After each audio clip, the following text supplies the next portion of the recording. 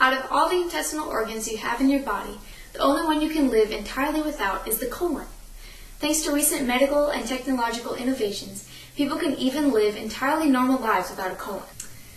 There are many reasons why someone would want to get their colon removed, including as a treatment for inflammatory bowel disease, an autoimmune disease that causes your intestines to become inflamed, among other symptoms. Diverticulitis, thought to be a result of an overworking colon that develops pouches in weak areas from the pressure, which collect bacteria, causing inflammation or infection, a bowel obstruction, or colon cancer. Treatment for these afflictions include various medications and smaller surgeries, but in extreme cases, removing the entire colon may be the only option. In the past, patients getting their entire colon removed had to have an ileostomy. This is where, after the colon is removed, the end of the small intestine, called the ileum, is brought outside of the body and attached. The opening is called a stoma, and intestinal waste will exit through the stoma instead of the anus as it normally would. A pouch is secured to the body over the stoma with adhesive, which is used to collect the waste. While this is a viable and commonly used treatment, it can disrupt or change many patients' lifestyles. In the late 1970s, a new treatment for colon total removal called a colectomy was invented. The idea was to make the external pouch internal.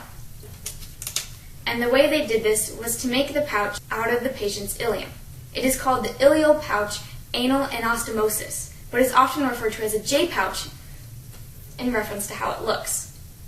To make a J-pouch, the surgeons first remove the colon, and then, using the ileum of the small intestine, fold it back in on itself to create an internal pouch.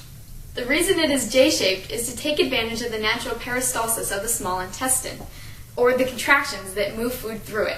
The way the J-pouch is put together, the peristalsis moves the waste in a circle so that it remains longer in the intestines to be digested.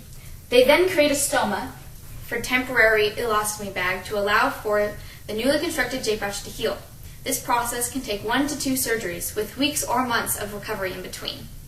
After the J-pouch is adequately recovered, though, there is one final surgery to remove the stoma and instead attach it to the J-pouch.